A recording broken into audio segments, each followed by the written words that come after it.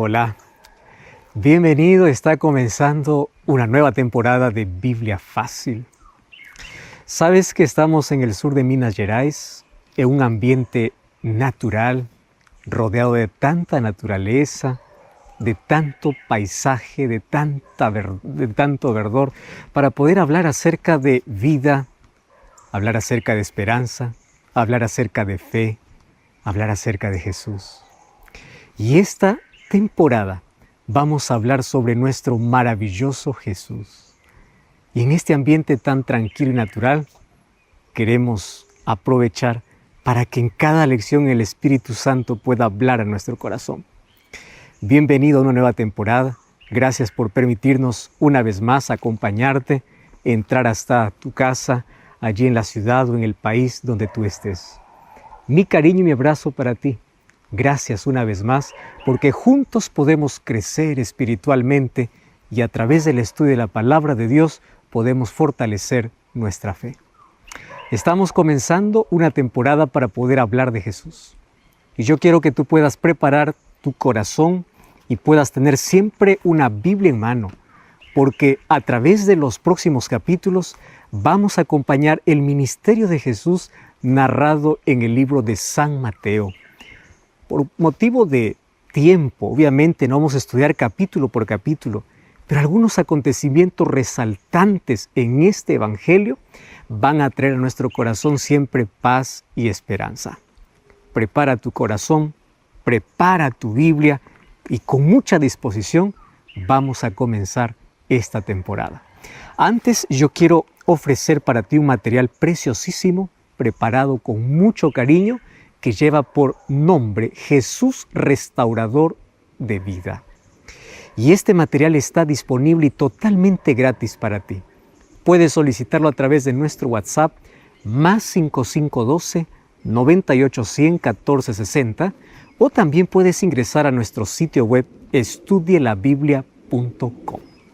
Estamos listos entonces para nuestra primera jornada y antes de poder abrir la palabra de Dios, abrimos nuestro corazón a Dios en oración. Acompáñame. Gracias, Señor, te damos por esta linda oportunidad que tenemos de poder estudiar tu palabra.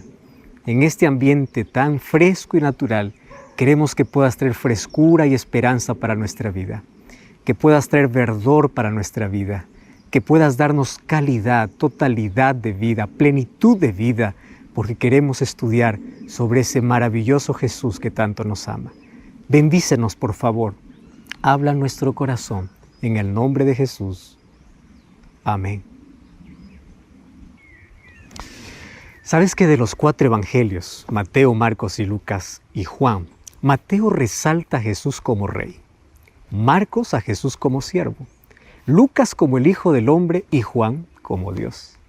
Hoy estudiaremos el libro de Mateo para poder entender sobre el reino de Dios y cómo Jesús aquí es presentado como rey. Por eso es que Mateo comienza de una manera diferente a los otros evangelios. ¿Sabes cómo comienza? Mateo contó la historia de Jesús de manera simple. No pretendió escribir una obra erudita, porque tú sabes que contar es la forma más común de poder comunicar y la forma más fácil de poder entender. Sin embargo, lo que contó no era un cuento, no era una novela. Él contó la historia de Jesús. Mateo y los otros evangelistas contaron la historia de Jesús como un testimonio personal. Contaron lo que Él hizo por ellos y también lo que Jesús hizo por los demás. Y Mateo cuenta que Jesús era un hombre sencillo, hijo de un carpintero de Nazaret. Vivía en su casa paterna como todos lo hacían. Probablemente no había nada especial, nada grandioso, ninguna obra espectacular. La gente no veía en él nada extraordinario. Apenas veían el hijo del carpintero.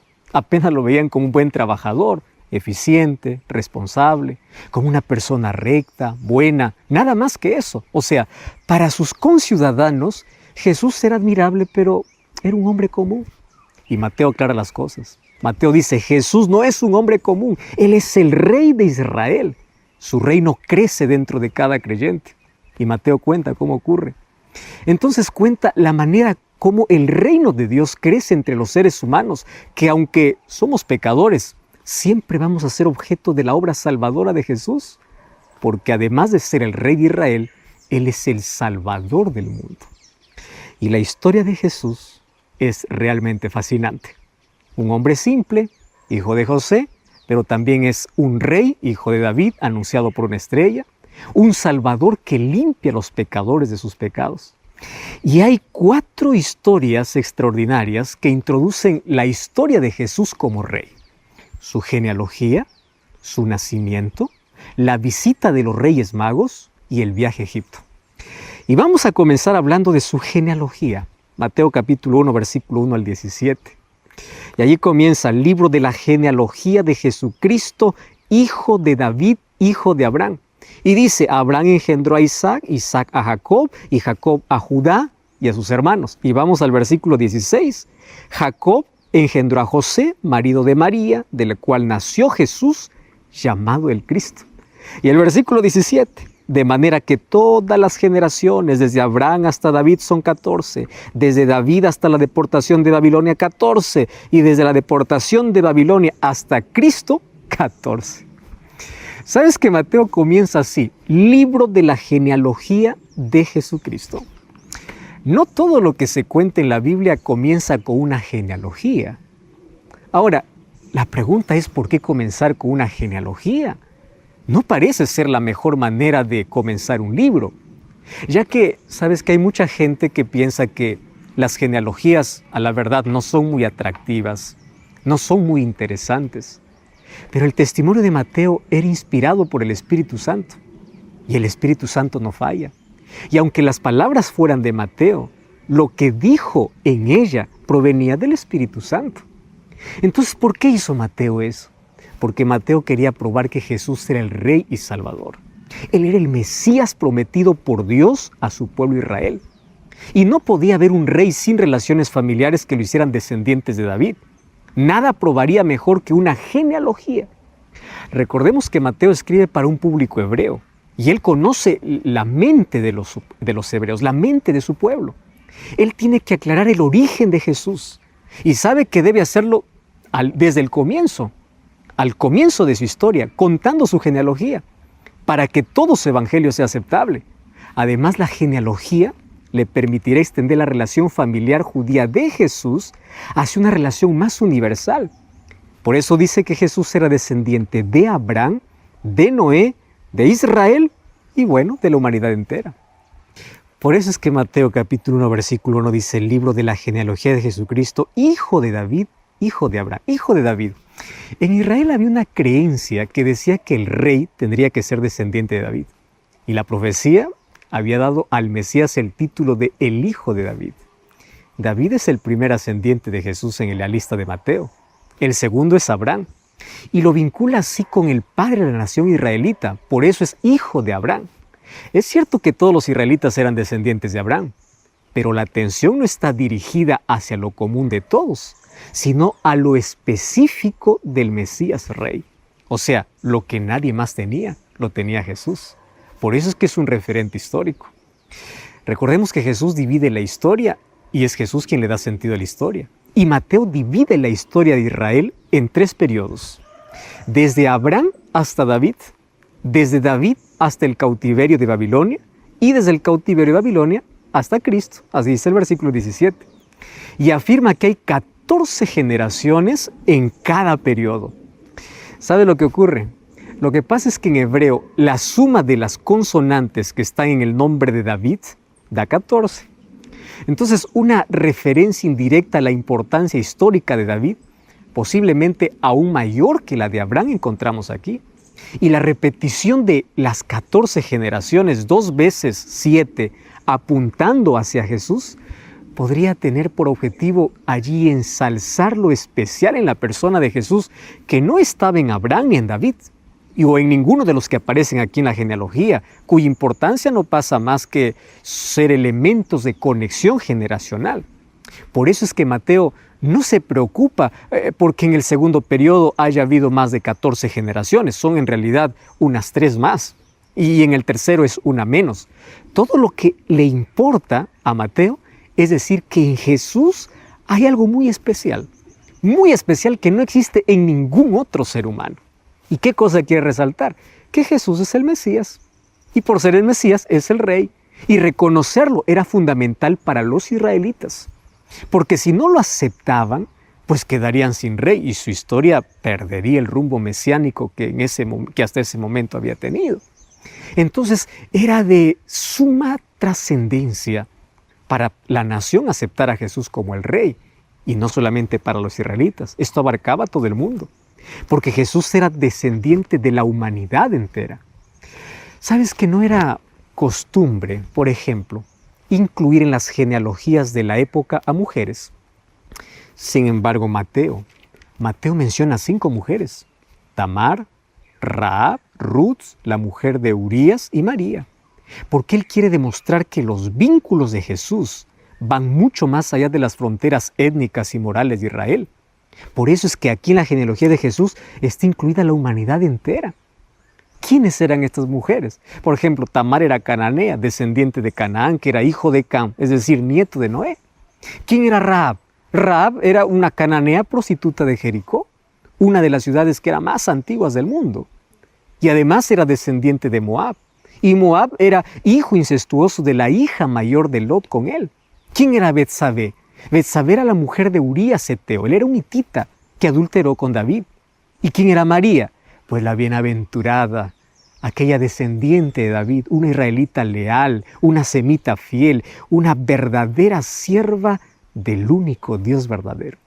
Cuando vemos en la genealogía, pues la humanidad entera está aquí, y con sus vínculos genealógicos que van desde el propio Noé, padre de la nueva humanidad nacida después del diluvio, pues allí sigue con sus miserias pecaminosas que van del adulterio, del incesto, pasando por el paganismo, pasando por la mentira, y con sus mejores virtudes y con más auténticos vínculos con el Todopoderoso, que todo le escudriña y todo lo sabe, que a todos ama y que a todos busca para salvarlos. Por eso es que aparece aquí todo el nombre de estas mujeres. Y Mateo cuenta la historia de Jesús, el Rey de Israel, el Hijo del Hombre, el Salvador del mundo, que es alguien tan cercano a nosotros, alguien unido a nosotros en todo, pero lo hace para salvarnos y Él nos ama. ¿Sabes que la vida eterna tiene su genealogía y comienza con la promesa, sigue con el reino y termina con la vida? Por eso es que en la genealogía de Mateo están presentes Abraham, David y Jesús. Libro de la genealogía de Jesucristo, hijo de David, hijo de Abraham, dice Mateo capítulo 1, versículo 1. Y la promesa de la vida eterna y la promesa del reino eterno lo vamos a encontrar todo en Jesús. Y eso es lo que vamos a estudiar ahora. Ahora, es interesante que hasta aquí encontramos que Mateo comienza con una genealogía para poder identificar al Mesías, para que el pueblo de Israel pueda identificarlo como aquel que estaban esperando por mucho tiempo. Solo que hay un problema. A pesar de todas las evidencias, el pueblo no lo aceptó. Nosotros sabemos lo que dice Juan capítulo 1, versículo 11 y versículo 2. A lo suyo vino y los suyos no lo recibieron. Y otro de los asuntos interesantes que encontramos es que dentro de la genealogía está colocado David y Abraham, que luego vamos a ver por qué razón. Sin embargo, están colocados nombres de mujeres que pasaron de la inmoralidad al adulterio, a la mentira, a la idolatría, representando a seres humanos pecadores como todos. Pero sabes, detrás de todo hay una invitación. Y la invitación es que no importa nuestro pasado, no importa nuestra vida sucia, no importa cuánto estemos hundidos en el pecado, siempre hay una oportunidad y todos podemos formar parte. ¿Cuál lo hizo? Él quiso demostrar para todos aquellos que leyeran su libro de que Jesús es el Mesías, porque las profecías decían que el Mesías tenía que ser el descendiente de David. Sin embargo, aquí coloca 2 personajes. Y en el versículo 1 dice el libro de la genealogía de Jesucristo, hijo de David, hijo de Abraham. Y al colocar a Abraham, está colocando a la promesa que Dios hizo para todos los seres humanos, en el cual estaba incluido la mayor promesa de todos los tiempos, Jesucristo. Y esa promesa la encontramos en Génesis capítulo 12, versículo 1 hasta el versículo 5. Allí dice, pero Jehová había dicho a Abraham, Vete de tu tierra y de tu parentela y de la casa de tu padre a la tierra que te mostraré. Haré de ti una nación grande, te bendeciré y engrandeceré tu nombre y serás bendición. Bendeciré a los que te bendijeren y a los que te maldijeren maldeciré, y serán benditas en ti todas las familias de la tierra. ¿Cómo sería bendición? A través de Jesús. Y se fue Abraham como Jehová le dijo, y Lot fue con él, y era Abraham de 75 años cuando salió de Harán.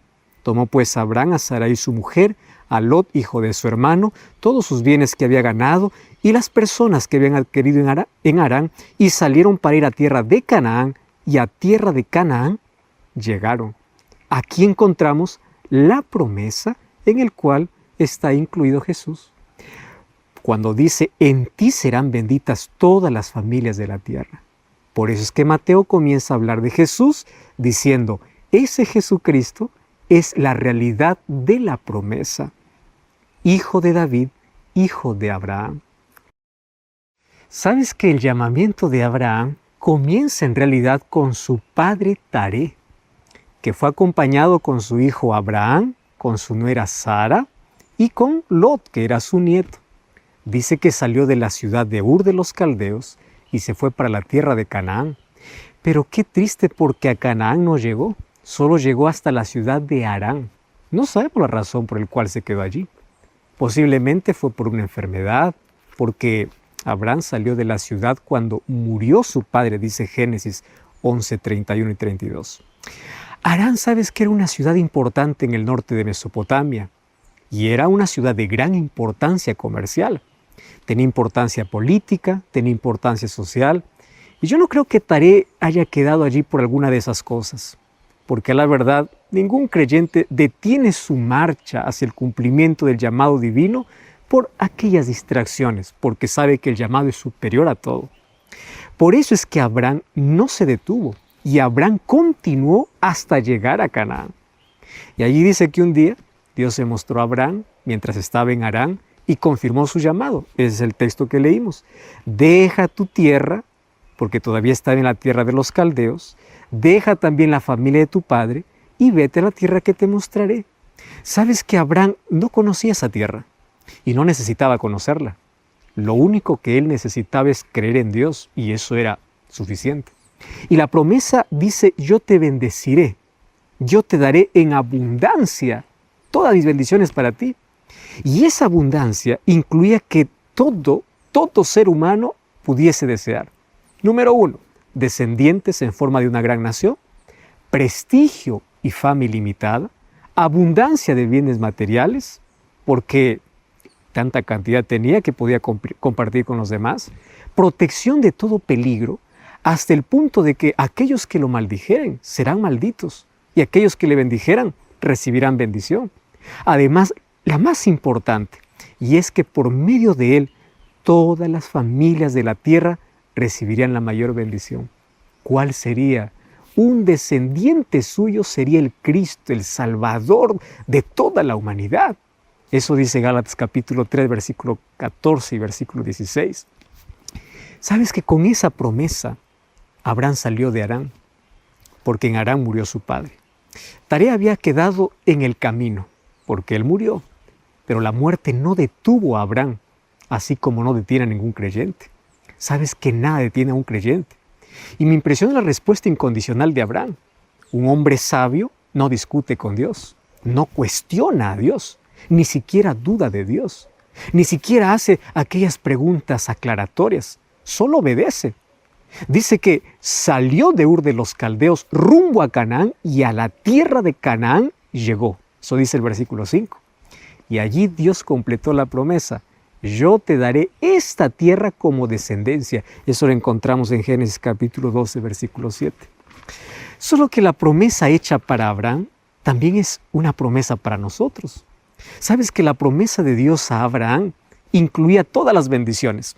Una gran nación, un Salvador, la tierra de Canaán, y por eso se convirtió pues una promesa para todos los creyentes. Claro que la tierra prometida para nosotros ya no es la tierra de Canaán, sino es la tierra nueva. Ahora el reino es el reino de los cielos. Y el Salvador, que fue una promesa para Abraham, es una realidad para nosotros en la persona de Jesús. Y la gran nación es el pueblo de Dios, es la iglesia. Y las bendiciones siguen siendo las mismas, abundantes, porque es así como da Dios. Y esas bendiciones están abiertas para nosotros que somos sus descendientes o descendientes de Abraham, por medio de la fe. Su riqueza espiritual y material aún están a disposición y están disponibles para suplir todo lo que nos falte de manera progresiva, hasta que obviamente sea nuestra posesión ilimitada y para siempre cuando Jesús regrese por segunda vez. Por eso es que Cristo es nuestra promesa, nuestra realidad y nuestra vida. Con Él nada nos falta, aunque parezca que falte todo. Con Él somos victoriosos, aunque la victoria parezca distante. Con Él somos hijos de Dios, aunque el demonio nos reclame como suyos. Con Cristo estamos seguros, aunque la inseguridad nos asalte a cada paso. Si estamos angustiados, en Él confiamos. Si estamos afligidos, caminamos con Él. Si nos sentimos perseguidos, con Cristo corremos. Si somos calumniados, nos vemos con Cristo. O sea, por Cristo vivimos y por Él morimos, decía Pablo, porque nada nos intimida, nada nos separa, nada nos detiene. Somos libres en Cristo y de Cristo somos. Somos sus testigos, somos sus colaboradores, somos sus siervos, somos sus embajadores, somos su propiedad. Su obediencia es nuestra obediencia. Su justicia es nuestra justicia. Sus obras son nuestras obras. Él es nuestra conciencia y la fortaleza de nuestras acciones. Él es nuestra alegría. Él es el gozo de nuestra vida. Nuestra vida es Él.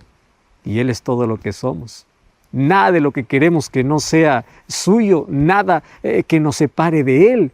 Porque en Él vivimos y en Él nos movemos, decía Pablo. Somos de Él. Sabes que Cristo para nosotros es todo. Y la mayor de todas las promesas que los seres humanos pudieran haber recibido jamás. Pero la genealogía también dice que es hijo de David. Y en David nosotros encontramos el reino. 1 Reyes 9, 4 y 5. Ahí nosotros encontramos una historia que Salomón, por orden de Dios, su padre David, construyó un templo magnífico, que fue una maravilla mundial. Y cuando concluyó, Dios apareció por segunda vez desde su coronación y le aseguró dos cosas. Número uno, que estaba plenamente satisfecho y santificaría el templo con su presencia. Y número dos, que estaba dispuesto a cumplir su promesa a David acerca de su reino. Primera de Reyes, capítulo 9, versículo 5, dice: afirmaré el trono de tu reino sobre Israel para siempre, como a David tu padre, diciendo: no faltará varón de tu descendencia en el trono de Israel. La promesa hecha por Dios a David era darle un reino con descendientes suyos en el trono para siempre. Hizo que el pueblo de Israel de todos los tiempos, pues esto viese a David como un rey ideal o como un rey permanente y a su reino como un reino sin fin. Y eso era lo que Dios quería. Pues sin embargo había una condición. Y la condición Dios le había dicho a David, Primera de Reyes capítulo 2, versículo 4. Allí le dice: si tus hijos guardan mi camino, andando delante de mí con verdad, de todo corazón y de toda su alma, jamás faltará de ti un varón en el trono de Israel. Era una promesa condicional. Sin embargo, los descendientes de David no cumplieron la condición. Pero sabes, Dios la cumplió. Porque discontinuó los descendientes de David en el trono por causa de la infidelidad, y el reino dejó de existir, porque luego quedó bajo el control de Babilonia, y luego varios comenzaron a dominar ese reino. Pero cuando vino Jesús, que era descendiente de David, cumplió las condiciones de la promesa y llegó a ser el Mesías prometido, el verdadero rey. Por eso tenía que ser descendiente de David. Y ahí encontramos la promesa. En Mateo capítulo 1 dice que el ángel Gabriel se acerca a María. Y en Lucas capítulo 1, versículo 32 y 33 dice: este será grande, llamado el Altísimo, y el Señor le dará el trono de David su padre y reinará sobre la casa de Jacob para siempre, y su reino no tendrá fin. O sea, en Cristo se cumplió la promesa. Al comenzar su ministerio público, Jesús comenzó diciendo en Mateo 4, 17: arrepentíos porque el reino de los cielos se ha acercado. no era un reino territorial, era un reino de poder, que sometía inclusive a los demonios. A los incrédulos fariseos en Mateo capítulo 12, versículo 28, dice, si yo por el Espíritu de Dios echo fuera a los demonios, es porque el reino de los cielos o el reino de Dios ha llegado a vosotros. ¿De qué reino está hablando? Un reino espiritual, que luego obviamente también será un reino territorial después de su segunda venida. Con este reino, Dios cumple dos promesas que hizo David. Número 1, la duración eterna del reino. Y número 2, la eterna permanencia de un descendiente de David en el trono. Y también cumple su propósito original para Israel, de que su reino se expandería por todo el mundo. Pero también el reino es para aquellos que hacen la voluntad de Dios. Mateo capítulo 7, versículo 21 dice, no todo el que me dice Señor, Señor, entrará en el reino de los cielos, sino aquel que hace la voluntad de mi Padre que está en los cielos. Para definir qué significa hacer la voluntad de Dios, Jesús contó una parábola. Y esa parábola está en Mateo capítulo 21, versículo 23 hasta el versículo 32.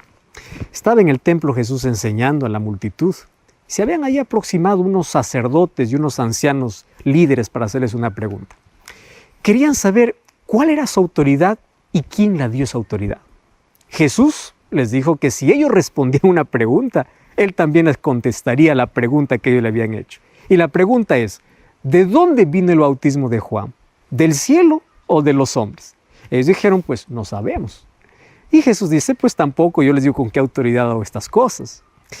O sea, no quiso decirlos directamente que su autoridad provenía de Dios y era la expresión de su voluntad. Sin embargo, allí Jesús les cuenta una parábola. Y ahí dice, un hombre tenía 2 hijos. Se acercó el primero y le ordenó que fuera a trabajar a su viña.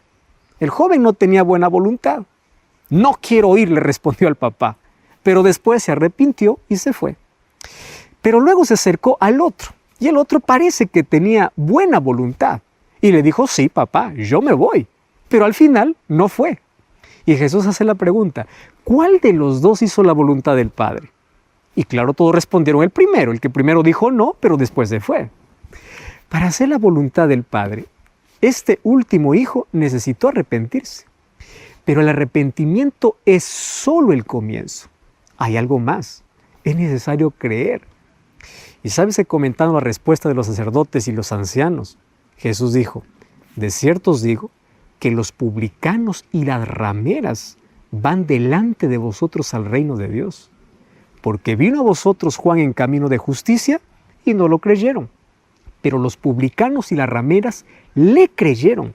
Y vosotros viendo todo esto no se arrepintieron. O sea, ¿cuál es la voluntad de Dios? Es que todos se arrepientan, que todos crean. Porque solo cuando nos arrepentimos y creemos, podemos hacer la voluntad de Dios. Y cuando hacemos su voluntad, entramos en su reino. Y el reino de Dios llega a ser también nuestro reino. Entonces, en Abraham nosotros encontramos la promesa del Mesías. En David encontramos la promesa del reino. Y en Jesús nosotros encontramos la realidad de ambas cosas. ¿Sabes qué es interesante? Que a través de esta analogía que hace Mateo al comenzar su libro con la genealogía de Jesús y al colocar a Abraham y al colocar a David, para nosotros nos deja gran esperanza. Todos nosotros podemos ser descendientes de Abraham por medio de la fe. Y por medio de la fe podemos alcanzar las mayores bendiciones. Aquellas que Dios dio para Abraham también son las bendiciones y las promesas para nosotros. Pero la promesa que dio para Abraham de que en él serían benditas todas las naciones, llegó a través de Jesucristo. Y todos nosotros tenemos el mayor regalo. Nosotros tenemos la salvación a través de Jesús. Dios nunca falla sus promesas. Dios cumple sus promesas. La promesa que Dios dio a Abraham lo cumplió en Jesús. Jesús es el cumplimiento de la promesa. Y por medio de la fe también recibimos todas sus promesas y bendiciones. Dios prometió a David un reino y le dice, ninguno faltará de ti, todos estarán en el reino, pero si es que me obedecen. Infelizmente, pues los descendientes de David no obedecieron, se desviaron, dieron la espalda a Dios y su reino terminó. Pero nuevamente aparece Jesús para cumplir la promesa de que el reino continuaría. Por eso es que las profecías decían que Jesús tenía que ser descendiente de David. Jesús es la realidad de ese reino y todos nosotros estamos invitados a formar parte de su reino. Con esto, ¿sabes qué cosa está diciendo Mateo? Señoras y señores, Jesús es el Rey. Es la promesa que dio para Abraham, el padre de la fe, y por medio de la obediencia se cumplió. Él es el Rey prometido para Israel a través de David, diciendo que de allí saldría un descendiente para poder gobernar todo el mundo. Por eso es que Jesús tendría que ser descendiente de David. La pregunta es, con tanta evidencia que ellos tenían, ¿por qué no lo aceptaron? Y aquí viene un asunto interesante. Aquel que está enceguecido dentro de sí, aquel que tiene el corazón endurecido, aun cuando vea tantas evidencias, no cree. ¿Tú alguna vez has dudado que Jesús es el Mesías, que es tu Salvador, que es el Rey? Mateo capítulo 1 nos dice con claridad, Él es. Por eso comienza hablando de una genealogía, diciendo que Jesús es el descendiente de Abraham y el descendiente de David. Ahora, préstame atención. Dios cumplió todas sus promesas y Él las sigue cumpliendo. Y hoy continúa llamando a sus hijos para poder formar parte de su reino. Pero para formar parte de su reino tenemos que hacer su voluntad. No todo el que me dice Señor, Señor entrará en el reino de los cielos, dice Jesús, sino aquel que hiciere la voluntad de mi Padre. Y ya hemos dicho que la voluntad del Padre es que tengamos fe, es que creamos en Él. La voluntad del Padre significa arrepentirnos. Aunque al comienzo resistamos, como la parábola que Jesús contó de aquel joven que primero le dijo no, pero luego se fue, porque hubo un arrepentimiento. No importa las veces que has rechazado, has dado la espalda, has andado lejos de Dios. Hoy puedes dar un giro y puedes dar una media vuelta y puedes volver y puedes decir así, yo creo en ese Jesús y yo quiero que Él sea mi Salvador, que Él sea mi Rey. Pero ¿sabes? Hoy queremos ver que aquí dentro de la genealogía de Jesús, en Mateo capítulo 1, encontramos que en Jesús se une las dos cosas, la promesa, el reino, pero hay una cosa que falta ver, Él es la vida. Y eso quiero verlo ahora contigo. Continuando con nuestro estudio, vamos a Mateo capítulo 1, versículo 16, dice, Jacob engendró a José, marido de María, del cual nació Jesús, llamado el Cristo. ¿Sabes que Cristo en griego significa el ungido? Y lo mismo que significa Mesías en hebreo. Jesucristo es el ungido, es el Mesías. Todos los fieles de todos los tiempos sabían acerca de la llegada del Mesías. Génesis capítulo 3, versículo 15, Adán lo conocía como la simiente de la mujer. Génesis 14, 18, Abraham lo conocía como el rey de Salem o príncipe de paz. Génesis 49, 10, Jacob lo conocía como Shiloh, ante quien se congregarían todos los pueblos. Isaías 7, 14, Isaías lo conocía como el Emmanuel, admirable, consejero, Dios fuerte, Padre eterno y príncipe de paz. Jeremías 23, 5, Jeremías lo conocía como el renuevo justo de David, justicia nuestra. Daniel 9, 25, Daniel lo conocía como el Mesías príncipe. Oseas 12, 5, lo conocía como Jehová de los ejércitos. O sea, todos los profetas esperaban en Él. Nosotros no necesitamos ya mirar la promesa como ellos, con expectativa y esperanza, creyendo en que vendrá el Mesías, porque para nosotros es una realidad histórica. El Mesías ya vino, ya trajo el reino, ya dio su vida, entregó su vida y se hizo realidad, porque en Él se hicieron realidad todas las promesas. También nosotros creemos, pero no como esperando recibir, sino como ya lo hemos recibido, porque Jesús ya vino. Y la vida que nos dio estará con nosotros y es nuestra eterna posesión, porque Él es la vida eterna y comienza cuando creemos en Él. ¿Sabes que para ellos todo estaba en el futuro? El pasado no tenía más que la historia de la promesa. Nosotros, en cambio, Tenemos en el pasado la historia de la salvación que ya se realizó y en el futuro la continuación magnífica de un presente en Cristo con la vida, porque en Él llegamos a ser nuevas criaturas y en Él se hace realidad la vida eterna. Quiero decirte que el Evangelio no es una idea. Por eso no hay que vivirlo intelectualmente, como encadenándolo a conceptos o explicando razones. Tampoco es una emoción, ni un conjunto de emociones espirituales. No es posible vivir el Evangelio en una euforia emocional, allí que nos columpie del gozo a la tristeza, de la paz a la culpa o del sueño a la ficción. El Evangelio es un modo de ser, el modo de ser de Dios, la manera de ser de Cristo. Es la misma acción del Espíritu Santo. El Evangelio es poder, no cualquier poder. Es el poder de Dios para salvación. Por eso es que el Evangelio está relacionado con el amor. Ahora, porque Dios es amor, porque el Evangelio no es amor. El Evangelio habla del Dios de amor, porque el amor es Dios. Dios ama a los seres del universo que nunca pecaron y ama a los seres humanos que siempre pecaron, o sea, nosotros. Pero el poder de Dios en el Evangelio está dirigido hacia los seres pecadores. No hay Evangelio para los seres que nunca pecaron. Cuando Dios crea, dirige su poder en una función creadora para producir seres y cosas que nunca han existido. Y concentra su poder en su palabra. Él dice y se hace. Manda que algo exista y existe. Ahora fíjate, el Evangelio concentra su poder para salvación. Solamente que en este caso lo concentra en la acción. Y en lugar de decir, sea el pecador salvo y fue salvo, el pecador tiene que convertirse. Para eso hay acciones.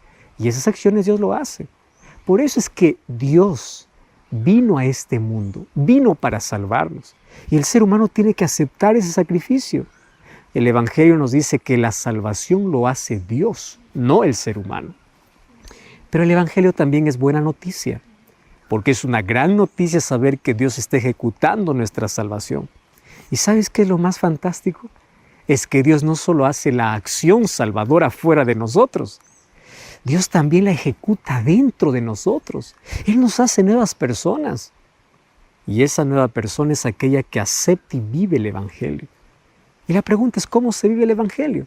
Sencillo, como una persona nueva, una persona que actúa conducida por el poder de Dios. Dios es el que realiza nuestra salvación fuera de nosotros, o sea, en la cruz, y dentro de nosotros cuando creemos. Por eso quien cree es una nueva criatura. Creer es también una acción de Dios en nosotros. No es una mera acción nuestra. La salvación no se produce cuando una persona dice yo creo. Se produce porque Dios actúa en el corazón de ella. ¿Y cuándo actúa? Cuando el ser humano no rechaza la acción divina. Porque Dios es quien le da la capacidad de creer, aunque haya sido una persona incrédula.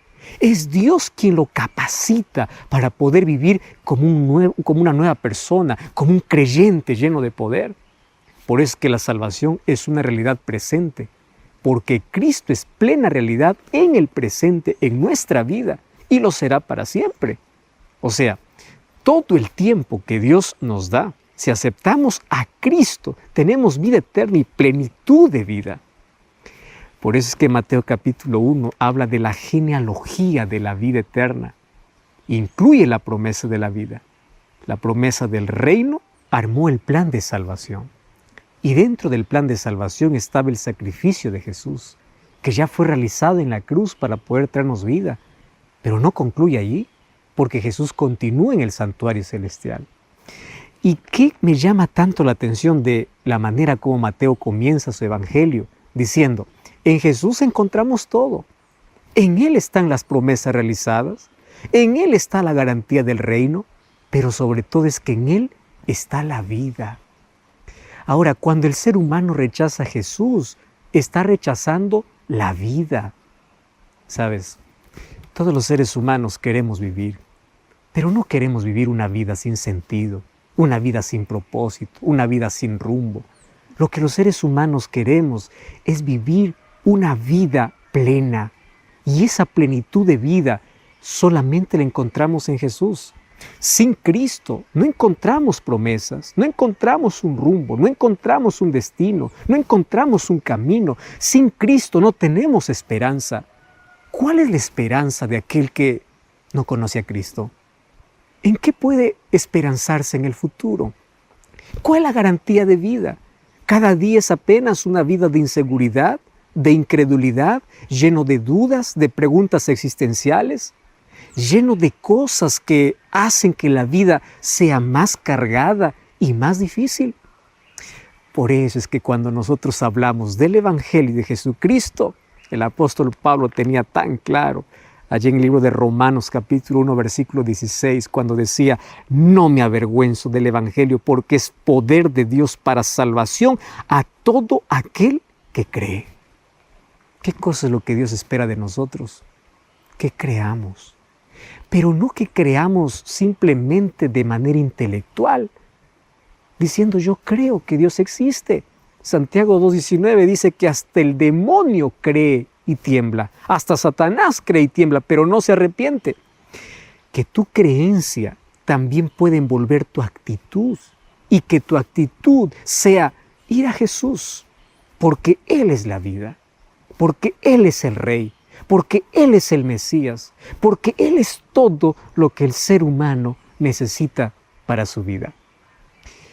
Encerrando nuestra primera lección de esta temporada de Jesús, maravilloso Jesús, encontramos que en la genealogía que presenta Mateo, más allá de existir solamente nombres, encontramos una historia llena de promesas, una historia llena de salvación, una historia llena de esperanza, que todo eso se concretiza solamente en Jesús. Y hoy quiero hablarte de ese Jesús maravilloso que en cada capítulo vamos a descubrir. Mientras tanto, para que hoy no quede rastro de duda alguna, Mateo comienza su evangelio diciendo: Él, aun cuando todos lo miren como una persona común, Él no es así como todos creen. Él es el descendiente de David, Él es el descendiente de Abraham. En Él se cumple la promesa que Dios hizo a Abraham de que a través de Abraham serían benditas todas las familias de la tierra, porque de su descendencia nacería Jesús, pero también en Él se cumple la promesa del reino para David. Ahora, todos somos invitados a formar parte de ese reino, a formar parte de esas promesas, pero sobre todo a formar parte de la vida, de la verdadera vida, la vida eterna que Dios concede para todos. Nosotros hoy analizamos que detrás de cada nombre y detrás de cada elemento que coloca Mateo en el capítulo 1, hay esperanza y salvación para todos de tu vida. Muchos miran a Jesús y miran a la cruz. Y solamente miran, tienen compasión por todo lo que hizo, pero luego dan la espalda y se van. Esa actitud ha sido siempre humana, rechazando el inmenso y eterno amor que Dios tiene por cada hijo suyo. ¿Tú sabes cuál es el mayor amor no correspondido? Es el amor de Dios por sus hijos y el de sus hijos para con Él. Dios completó todo, realizó todo su plan en nuestro favor. Un día Jesús vino renunciando toda la gloria del cielo para morir en nuestro lugar. Un día, aquello que las profecías mencionaban tuvieron su cumplimiento en Jesús. Pero a pesar de que veían tanta evidencia en Él, no lo aceptaron. Lo mismo sucede hoy. Por más que tengamos diversos estudios sobre Jesús, si tú no tienes la disposición de aceptarlo en tu corazón, todo será apenas un tiempo perdido, un conocimiento perdido. Porque cuando se trata de salvación, no se trata de cuánto conozcas intelectualmente, sino de cuánto te relaciones con Él personalmente. Hoy Dios abre sus brazos, aun cuando tu corazón está cerrado.